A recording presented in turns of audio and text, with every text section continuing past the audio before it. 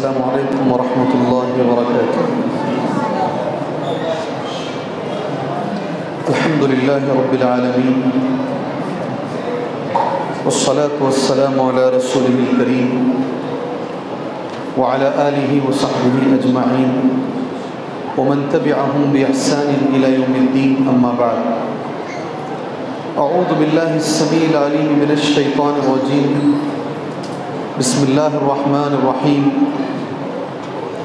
وقل رب زدنی علما، وقال في موضع آخر واصبر نفسك مع الذين يدعون ربهم بالغداة والعشي يريدون وجهه اللهم انفعني بما علمتني وعلمني ما ينفعني وزدني علما والحمد للہ علی کل حال۔ قابل احترام صدر اجلاس، معزز علماء اکرام، مدرسے حاضہ کے اساتذہ اکرام اور اس اجلاس میں شریک ہونے کے لیے آئے ہوئے معزز سامعین اور عزیز پیارے بچوں، پہلی گزارش میری بھائیوں سے یہ ہے جو اس مسجد میں بیٹھے ہیں، تھوڑا سا قریب ہو جائیں۔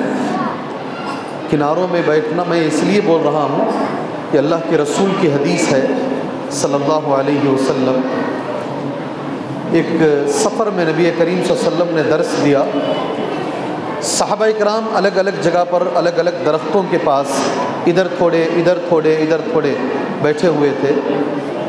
آپ نے کہا اگر آپ ایسا بیٹھیں گے تو اللہ کی رحمت نہیں آئے گی۔ تو پھر اللہ کے نبی کی یہ بات سن کر صحابہ اکرام جم کے بیٹھ گئے۔ اس لیے اسی حدیث کی روشنی میں آپ بھائیوں سے میری گزارش ہے، صرف اس مجلس میں نہیں، آپ جہاں بھی جائیں آپ تھوڑے رہیں زیادہ رہیں، ایک جٹ ہو کر ایک جگہ پر بیٹھنے کی آپ کوشش کریں۔ دوسری چیز، آج کے اس اجلاس کی نوعیت کیا ہے مجھے نہیں معلوم۔ مجھ سے یہ کہا گیا، آج صبح میں دارالسلام تحفیظ القرآن کا اجلاس ہے، وہاں ذہن میں تھا مجھے یہاں کچھ بولنا ہے۔ پھر ایک مسجد میں بعد نماز مغرب ایک درس ہے، تو مکتب کا وہاں اجلاس ہے، شاید انہوں نے کہا ہوگا مگر میرے ذہن میں نہیں۔ یہ سوال میں نے ضرور کیا کیا بولنا ہے وہاں، کیا کس موضوع پر مجھے بات کرنی ہے؟ کہا لکم الخیار، آپ جو مناسب سمجھتے ہیں بات کیجیے۔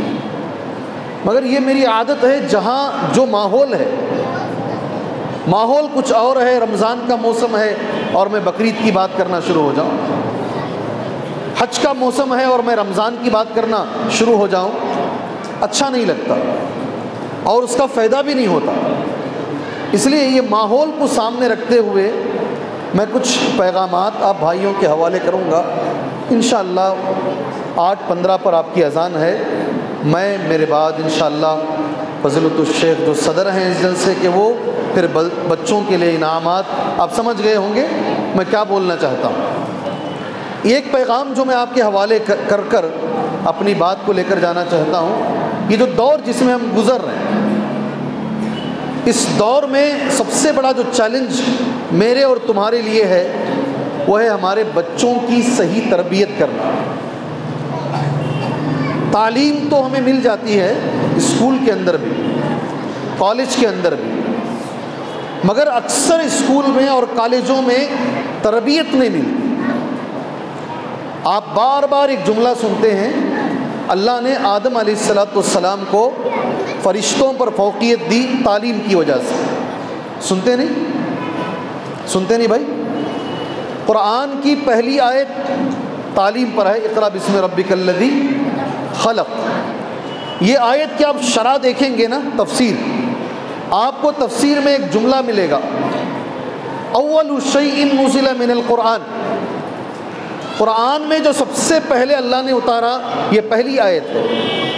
اور اس کے بعد ایک جملہ عربی میں ملے گا، تعلیم کی وجہ سے اللہ نے آدم علیہ السلام کو فرشتوں پر فوقیت دی، شرفہ وکرمہ، یہ جملے ہیں، تفسیر کے جملے پڑھ رہا ہوں۔ اللہ نے آدم کو علم کی وجہ سے اللہ نے شرافت عطا فرمائی، اللہ نے فرشتوں پر فضیلت عطا فرمائی۔ میرا ایک سوال ہے، آہستہ سے ٹھنڈے دماغ سے اسے سنو انشاءاللہ۔ کیا اللہ نے حضرت آدم کو صرف تعلیم دی یا تعلیم کے ساتھ تربیت بھی دی؟ یہ میرا سوال ہے، بچوں سے بھی ہے۔ آپ جواب دیں گے تو انشاءاللہ میں انعام دوں گا، اور انعام میں کیا دوں گا جانتے ہیں؟ اجمل کا ایک عطر کا بوتل ہے، اجمل کا عطر کا بوتل ہے، میں نے پو حصہ لگا لیا ہے، پونا حصہ باقی ہے، آپ کے حوالے کروں گا انشاءاللہ۔ اچھا میں کم بول رہا ہوں، یہ بچے زیادہ بول رہے ہیں۔ کیا اللہ نے آدم علیہ السلام کو صرف تعلیم دی یا تعلیم کے ساتھ تربیت بھی؟ ماشاءاللہ، تعلیم کے ساتھ تربیت دی۔ دلیل کیا ہے؟ وَعَلَّمَ آدَمَ الْأَسْمَاءَ كُلَّهَا، اللہ نے سکھایا آدم علیہ السلام کو سارے ناموں کا علم، یہ تعلیم ہے۔ تربیت کیا دی؟ وَلَا تَقْرَبَا هَذِهِ الشَّجَرَةَ، یہ جھاڑ کے قریب نہیں جانا، درخت کے قریب نہیں جانا۔ ایک تعلیم بھی ہے اور ایک تربیت بھی ہے۔ اللہ کے نبی کے دنیا میں آنے کا مقصد کیا ہے؟ ایک سوال اگر کوئی آپ سے پوچھے کبھی بھی زندگی میں، ہمارے نبی اس دنیا میں آنے کا مقصد کیا ہے؟ کیا مقصد ہے؟ قرآن میں 3 جگہ اللہ تبارک و تعالیٰ نے اللہ کے نبی دنیا میں آنے کا مقصد بیان کیا ہے۔ جی ہاں، یہ آپ کتنا بھی مائک صحیح کر لیں، یہ مسجد کا ماحول ایسا ہے، آواز ایسی ہی آئے گی یہاں، اور ہمیں ویسے ہی سننا ہے۔ آپ اس کو مائنڈ سیٹ کر لیجئے گا انشاءاللہ تعالیٰ، اس لیے کہ میں بچے جب بول رہے تو بھی، جب پرویز بول کر گئے تو بھی، یہ ایسا ہی ہے، اور اسی پہ غور کیجئے گا انشاءاللہ تعالیٰ، آپ کو بات سمجھ میں آئے گی۔ میں ہمبل ریکویسٹ انگریزی میں کہتے ہیں، ایک عاجزانہ درخواست اردو میں کہتے ہیں۔ ہم لوگ مسجدیں ماشاءاللہ کروڑوں روپے کی بناتے ہیں۔ ابھی اللہ کا شکر، جس مسجد میں میں 20 سال سے الحمدللہ ہوں ایک ہی جگہ پر، وہ مسجد تقریباً 10,000 اسکوائر فٹ کی ہے، بنگلور جیسی جگہ میں 12 کروڑ کا اس کا بجٹ ہے۔ مسجد کی جگہ 10 کروڑ کی ہے، ٹوٹل بجٹ 22 کروڑ کا ہے۔ کتنا؟ سننے والے ڈر جا رہے ہیں، بنانے والے نہیں ڈر رہے ہیں۔ ماشاءاللہ اللہ بنا رہا ہے، یہ ہمارے بس کی بات نہیں ہے، اللہ کرا دیتا ہے، سبحان اللہ۔ ابھی بھی ایک 4 بھائی آ کر بیٹھے ہیں پیچھے، وہ بعد نماز ظہر بھی ملے، قبل نماز ظہر بھی ملے، مسجد کے سلسلے میں وہ گھوم رہے ہیں۔ آنے کل ایک جگہ ہے، وہاں پر ان لوگوں نے ایک زمین خریدی ہے مسجد کے لیے، الحمدللہ 10 لاکھ روپے یہ ادا بھی کر چکے ہیں، 60 لاکھ دینا ہے، اس لیے جگہ جگہ جا رہے ہیں۔ یہاں بھی آئے ہیں، اس مسجد کے سیکریٹری صاحب میرے پاس آئے، میں بیٹھا ہوا تھا، انہوں نے کہا کہ ان کے لیے آپ اعلان کیجئے۔ میں ان کے لیے نہیں، اللہ کے لیے اعلان کر رہا ہوں، آپ حضرات انشاءاللہ دیکھیں، اور جو آپ اس کے لیے کر سکتے ہیں، آپ ہی نہیں بلکہ جو بھی میری آواز سن رہے ہیں، وہ انشاءاللہ 3 مہینے کے اندر کرنا ہے، کر کے دیں انشاءاللہ، اللہ تعالیٰ آپ کو اس کا اجر عطا فرمائے۔ مسجدیں تو بہت بڑی تعمیر ہو رہی ہیں، سبحان اللہ، بڑی بڑی مسجدیں ہیں، مگر اس مسجد کے اندر کیا ہونا چاہیے؟ ہمارے لیے ایک اہم، میں نے ہمبل ریکویسٹ، یہ لوگوں تک پہنچاؤ، اس میری بات آپ ریکارڈ کرتے نہیں آپ لوگ، یہ ایک چیز نکال کے لوگوں تک پہنچاؤ۔ 20 کروڑ کی مسجد ہے مگر مائک سسٹم صحیح نہیں۔ بھائی یہاں کے مائک سسٹم کے بارے میں نہیں بول رہا ہوں میں، ماشاءاللہ اچھا ہے، اور اچھا ہونا چاہیے، اور اچھا ہونا چاہیے۔ جان ہے یہ مسجد کی، اس میں نماز پڑھائی جاتی ہے، اس میں اذان دی جاتی ہے، اس میں خطبے دیے جاتے ہیں، اس میں درس دیے جاتے ہیں، اور ہمیشہ ہمیں اسپیکر اوپر کرنا پڑتا ہے، نیچے کرنا پڑتا ہے، آواز بڑھانی پڑتی ہے، گھٹانی پڑتی ہے۔ آپ جہاں اتنے کروڑ خرچ کر رہے ہیں، ون آف دی بیسٹ، بہترین مائک سسٹم ڈھونڈیے گا، آواز صحیح آئے گی نا، ایک بات بتاتا ہوں، خیرت بن جائے، آدمی مکے کے امام کی طرح امام پڑھائے گا، ساؤنڈ اچھا میں یہ بھی مانتا ہوں مکے کے امام کو یہ مائک دے دو آپ، وہ اپنی خرد کو باقی رکھ کے دکھائے، ہمارے مائک مکے کے امام کو دے دو، اپنی خرد بھول جائے گا بیچارہ ہو۔ جی ذرا یہ ہمبل ریکویسٹ کے طور پر مسجدوں میں یہ سسٹم اچھا رکھو، اس کی ہمیں سخت ضرورت ہے۔ میں ایک سوال کیا تھا اور میرا سوال یہ تھا، اللہ کے نبی دنیا میں آنے کا مقصد کیا ہے؟ اگر کوئی بھی آپ سے سوال کرے، بچیوں ماشاءاللہ آپ بھی سنو اسے، اگر کوئی بھی زندگی میں آپ سے سوال کرے ہمارے نبی دنیا میں آئے کیوں، قرآن میں 3 جگہ پر یہ آیت موجود ہے، اللہ کے رسول کے آنے کا مقصد کیا ہے؟ اچھی اردو میں کہتے ہیں بعثت رسول کا مقصد کیا اردو ہے؟ بولو، بعثت رسول کا مقصد، اللہ کے نبی اس دنیا میں کیوں آئے ہیں؟ کوئی سوال کرے قرآن کی آیت پڑھ دو، هو الذی بعث فی الأمیین رسولا منہم یتلو علیہم آیاتہ ویزکیہم وَيُعَلِّمُهُمُ الْكِتَابَ وَالْحِكْمَةَ، ایک جگہ پر ہے وَإِن كَانُوا مِن قَبْلُ لَفِي ضَلَالٍ مُبِينٍ، ایک جگہ پر دوسرا ہے، مگر تینوں جگہ پر بات ایک ہے، وہی اللہ ہے جس نے نبی کو رسول بنا کر بھیجا۔ هُوَ الَّذِي بَعَثَ فِي الْأُمِّيِّينَ، ان پڑھ لوگوں میں آئے، ان پڑھ لوگوں میں رسول بنا کر بھیجا۔ کیوں بھیجا؟ نبی کے کام کیا ہیں؟ میرے ساتھ یہ کام گناؤ، اللہ کے نبی دنیا میں اس لیے آئے ہیں، اللہ کہہ رہا ہے، پہلا کام گنائیں گے آپ انشاءاللہ گنائیں گے؟ دیکھو مجلس ان کی ہے نا، جلسہ ان کا ہے تو ان کو ہی خطاب کرنا پڑے گا بار بار۔ پہلا کام ہے یتلو علیہم آیاتہ، اللہ کی آیتیں تلاوت کرنے کے لیے۔ کیا کام ہے پہلا؟ ذرا زور سے، نہیں آئی ابھی آواز نہیں آ رہی، اور زور سے بولو۔ اگر کسی کو وہ ڈاکٹر ہے، انجینئر ہے، بہت پڑھا لکھا ہے، قرآن پڑھنا نہیں آتا، قرآن پڑھنا نہیں آتا، تو پھر اللہ کے نبی جس مقصد کے لیے اس دنیا میں آئے اس نے مقصد کو پہچانا نہیں۔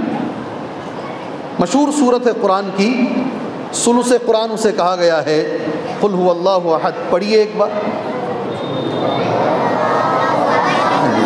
پہلی آیت، صرف پہلی آیت پڑھیے۔ رک جاؤ رک جاؤ رک جاؤ رک جاؤ، ایک چیز تمہیں بتاتا ہوں۔ قل هو اللہ احد کا معنی ہے کہہ دیجئے اللہ تبارک و تعالیٰ اکیلا ہے، تنہا۔ اگر کسی نے اسے کل پڑھ دیا، کیا پڑھ دیا؟ قل کو کل، کل، کیا تمہیں فرق دکھ رہا ہے؟ فرق دکھ رہا ہے؟ اس کا معنی ہے کھا لو، قل کا معنی پڑھو، کل کا معنی کھا لو، زمین آسمان کا فرق ہو جائے گا، زمین آسمان کا فرق ہو جائے گا قل اور کل میں۔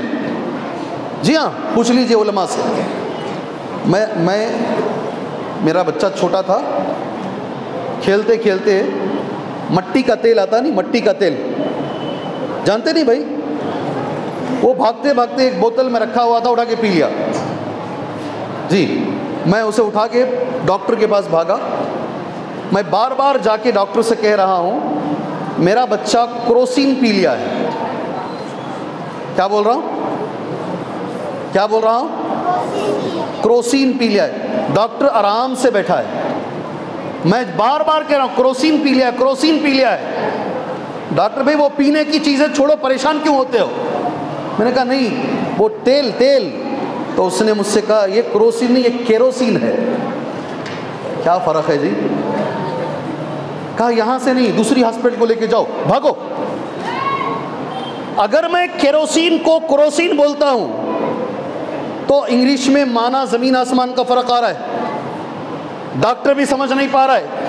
اگر تم کل کو کل بول دے رہے ہو، کیا کو کیا کر دے رہے ہو، تلاوت پڑھنے آتا ہی نہیں ہے تمہیں، سبحان اللہ۔ کئی لوگ ایسے ہیں میں جانتا ہوں، ریٹائرڈ ہو کر ہیں، بڑے بڑے عہدوں سے، قرآن دیکھ کر پڑھنے نہیں آتا، انگریزی میں پڑھتے ہیں، انگریزی میں رومن انگلش میں پڑھتے ہیں۔ تو اس نے اللہ کے نبی جس کام کے لیے اس دنیا میں آئے تھے نا، اس کام کو ہی پہچانا نہیں۔ انشاءاللہ قرآن پڑھنا سیکھو، انشاءاللہ دیکھ کر، پہلے دیکھ کر قرآن پڑھنا سیکھو۔ عمر کتنی بھی بڑی ہو، آپ کی عمر کتنی بھی بڑی ہو، آپ اچھا پڑھنا سیکھو۔ ایک اور چیز بولتا ہوں، پرویز ہے نا، میرے جونیئر ہیں عمر آباد میں، جو بچہ عمر آباد میں آتا ہے، مثال دے رہا ہوں میں، کوئی بھی مدرسہ 4 سال حفظ میں لگاتا ہے، کتنا؟ 8 سال پہلے، ابھی 9 سال، 9 سال مولوی کورس میں لگاتا ہے، کتنے ہوئے؟ کتنے ہوئے؟ ارے بھائی 4 بھی 9 15 کیسے ہو گئے؟ 13 سال، ہم لوگ 12 سال پڑھے۔ 12 سال پڑھ کر نصیب سے اگر مدینے میں سیٹ مل گئی، مدینے میں پھر جا کر پڑھتا ہے وہ، آپ کو معلوم ہے اسے مدینے میں دوبارہ تجوید سکھائی جاتی ہے۔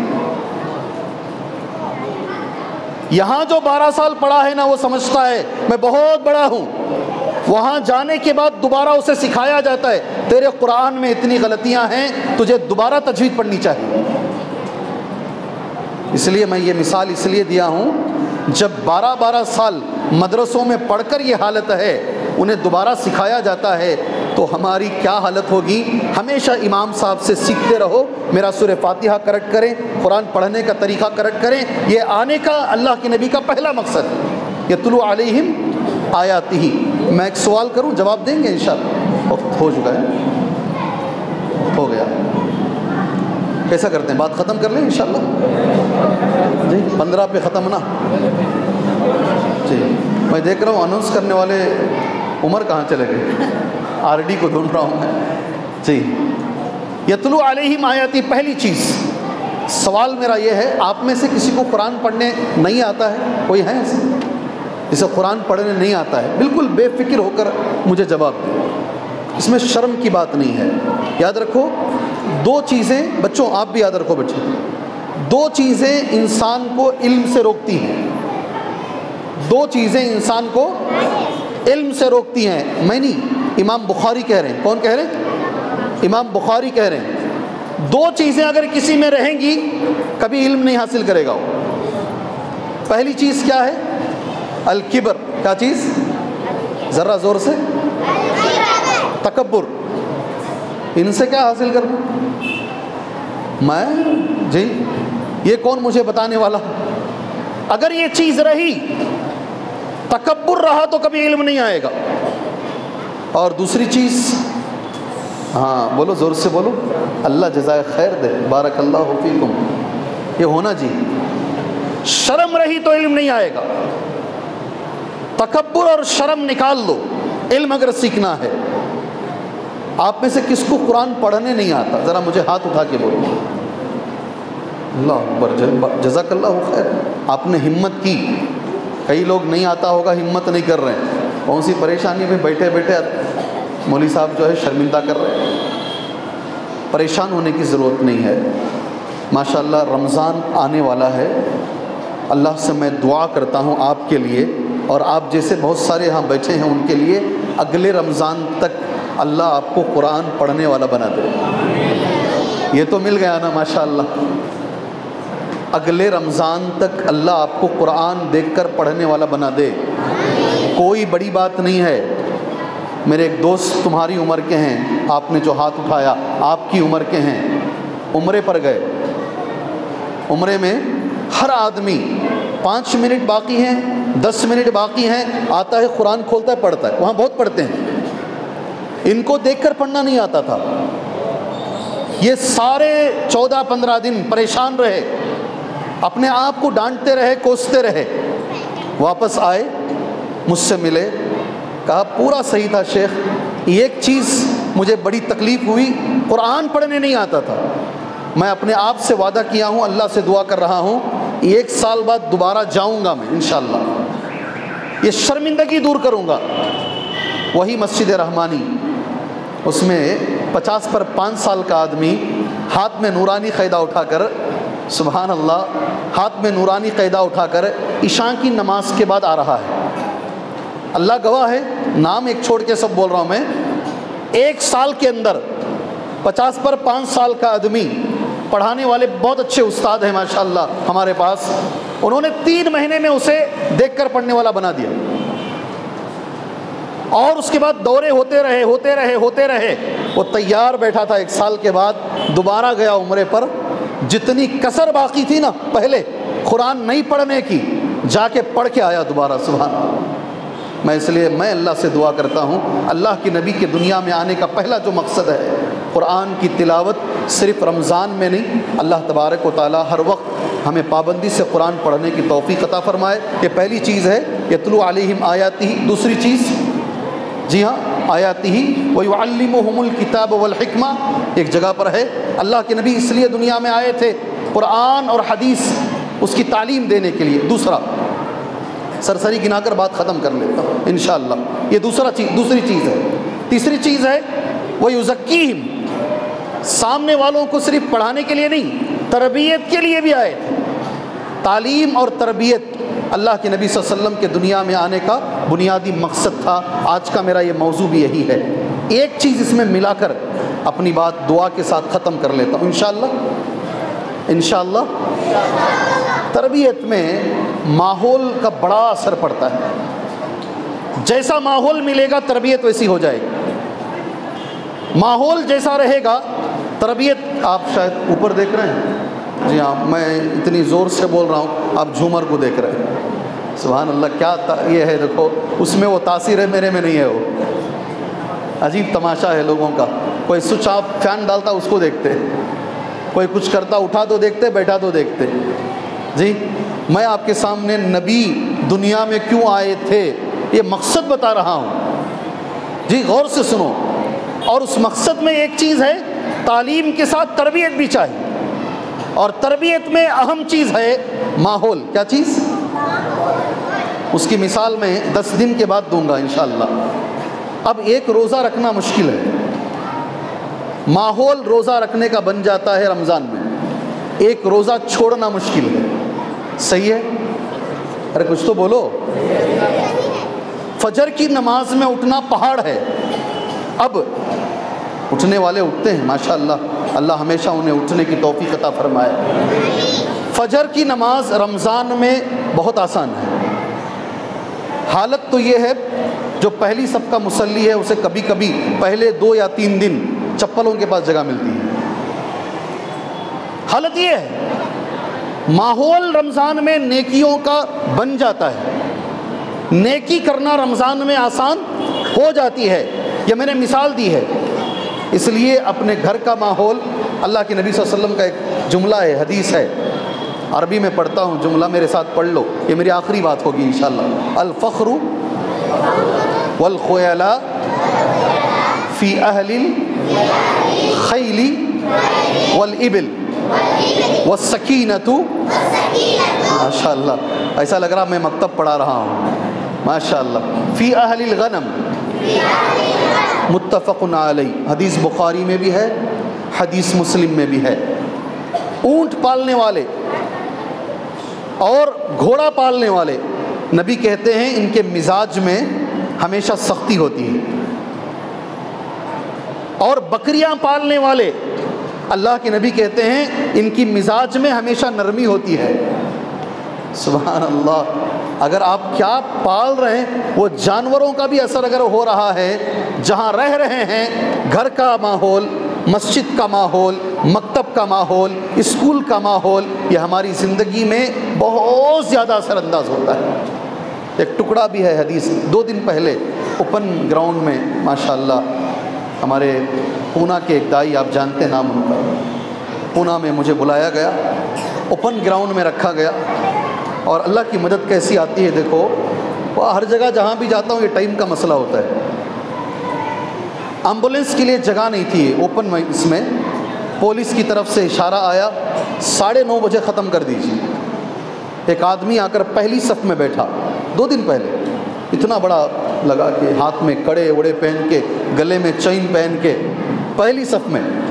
جب میں بولا میں ختم کر رہا ہوں، اس لیے کہ 10 کے بجائے 9:30 ٹائم کر دیا گیا ہے، وہ سامنے اٹھ کر آیا، کسی سے بات کیا، کہا نہیں آپ ختم نہیں کریں گے، آپ 10 تک تقریر کریں گے۔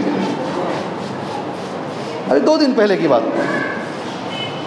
2 دن بعد میں مجھے پتہ چلا وہ جگہ کا وہ کونسلر ہے، اس پہ یہ باتیں اتنی اثر انداز ہو رہی ہیں، وہ اٹھ کر آ کر وہ ریکویسٹ کیا نہیں آپ اور ٹائم بڑھائیے۔ سبحان اللہ، وہاں بھی میں یہ جملہ بول کر آیا، یہ جملہ میں وہاں بھی بول کر آیا۔ ماحول کا جو اثر ہے ہماری زندگی میں بہت بڑا اثر ہے، اس لیے میں گزارش کرتا ہوں مکتب چلانے والوں سے، مکتب کو چھوٹا نہ سمجھیں اللہ کے لیے۔ یہ جو بچے یہاں پڑھتے ہیں مکتب میں، اتنا اچھا پڑھا دیجئے ان کو، عقیدہ اور دعائیں، ذکر، سیرت اتنے اچھے سے گھلا کے پلا دیجئے یہ بچوں کو، یہ زندگی میں جدھر بھی جائیں، حالات کیسے بھی بنیں، یہ اپنے دین پر قائم رہیں، یہ اپنے دین پر قائم رہیں۔